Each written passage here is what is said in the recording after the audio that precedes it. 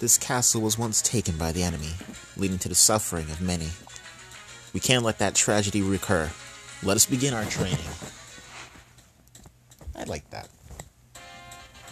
It's like, not even like, oh no, the legendary heroes are attacking us, except for the kiss with legendary Robin, quote-unquote Robin. I don't know what the deal was with that one, probably just an attack. But we were on Grima's back after all. Then again, we were on back Grima's back during the Naga fight too, so...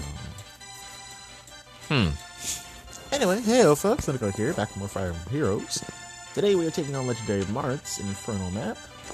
And that is because I actually beat this way back during its debut. I actually used the guide, Phoenix Master 1. Check him out. And I figured, why not try and beat this myself? Like, there's that little lingering feeling of, you didn't beat this, someone else did. So, I can't really flow with that always going around, and yeah, I just decided to do it on a whim. So anyway, the units I'll be using today are legendary Celica. Got her from Edelgard's banner. Legendary Edelgard, of course. She's minus attack plus speed, and she's basically in her base kit. I just gave him Reposition, Growing Light, and Flashing Blade 3. I went with Growing Light because I don't have Blazing Light, save for on like a Grand Hero battle unit, and don't want to get rid of those. Those guys are limited in certain terms. Limited. And we got Legendary Roy, good old boy. He's running Reposition, Glimmer, Fierce Stance, and his base kit, plus defense. Absolutely adore the dude. Got Legendary Hector. Got a number of legendary heroes here on this one. Minus HP plus resistance. He's running his base kit. I just gave him Swap, Bonfire, and Warding Stance Seal. I use Hector a lot for Ether Rays, because he's got Thunder Arm Mass, which just makes it so that people can't follow up on him. So that means we got more allies than enemies around him. Ain't it a shame that both Edelgard and Memoria just have somewhat better versions of his weapons? Like, Memoria just has an outright better version. Edelgard is debatable, kind of, because she gets a stat boost, and they can't get a follow-up, but she has to have nothing adjacent to her. Meanwhile, Hector just has to have more allies than enemies, but that's all he gets, and that can easily be outdone. It's happened before, trust me. And lastly, we have Legendary Fae. I'm just kidding. The Valentine's Banner Fae. I forget what it was called, but she's plus attack, minus resistance. Light Blessed, as you guys know. You see her a lot in my Ether Rays Light videos when I go on the offensive. Here she's running her base kit. I just gave her the Candle Wax Bow swap. I think she didn't come with Bonfire, and I gave her the Defense Tactic Seal. I decided to bring her out here just because I saw her and I decided to use her. That's how these videos tend to go. I do these things on a whim.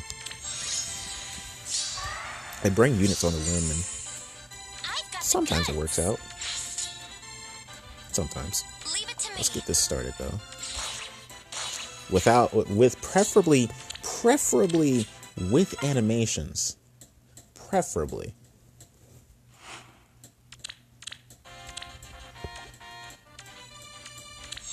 Oh, come on, Faye. Please. I don't all want you to cooperate. What would you like? Like this? Yeah, I wanted to get Faye because I saw her speed, and I found out she had a super boon in speed, and I really wanted to go hard in on that speed. It's like the one thing I love doing with units these days. Unfortunately, she's not plus speed, but she is plus attack. Sounds good. That is great in its own way. Which one's mine? Ah, there we go. Thunder Armor, it's coming through.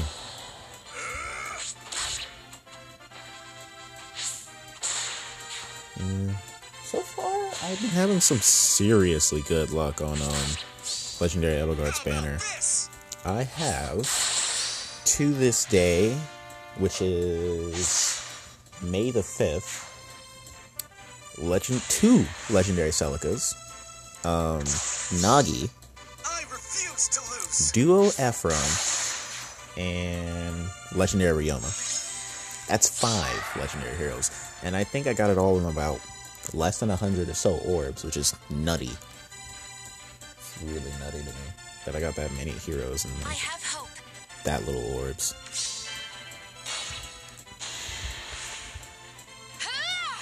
Honestly, I should stop while getting's good. And honestly, if I don't get Edelgard at this point, I'm perfectly fine with that. I got so much good stuff from this banner. It's ridiculous. From that banner, it's ridiculous. It's ridiculous.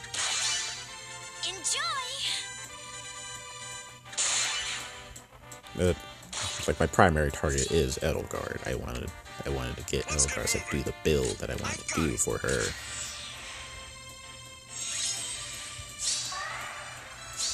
And it's just the reason why I've been summoning still. Like this?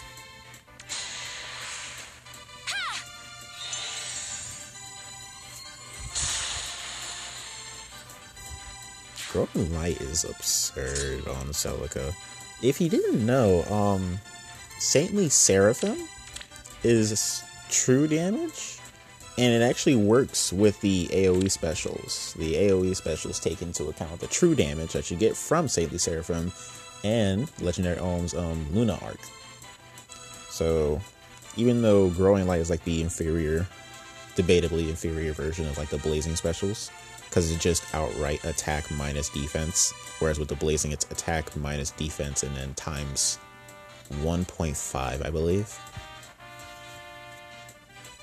Like, growing specials do less damage, they just take up more range.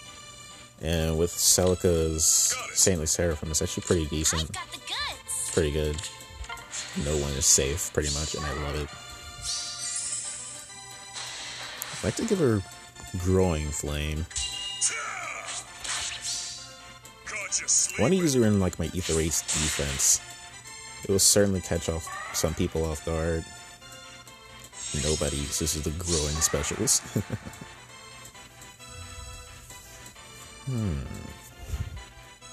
Okay, we will do this. Like, this is awesome right here. Look, she does this, and then she basically just gets Growing Light again. It's so fun. It's so fun this using Celica this way. I've been using her in Voting Gauntlet so much, even though I have Nagi. I've just been using her like this. I've just been using Celica over Nagi in the Voting Gauntlet just because of how much fun she is. Let's get moving. Yeah. Now that Marth is on the move, what do we do? This seems reasonable. Like this?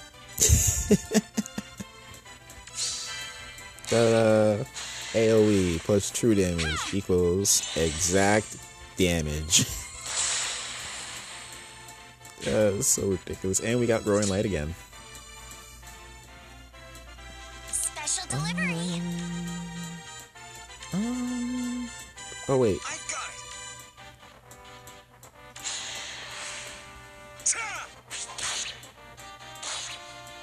The less damage Faye takes, the better. I'm still thinking about doing that speed build for Faye. I mean, I've already given her Candle Wax Bow. Which one's mine? And I don't regret it because it's arguably more stats given than Budding Bow. Even though Budding Bow would be better for, like, stopping Brave Ike and his Critical Post stuff. It helps because, like, What would you like? Faye's faster, tankier, and she hits harder, or a little less harder, actually, because I think we lose out on 1 point of damage. This is for you, Om! I have hope. Let's get moving. Sounds good.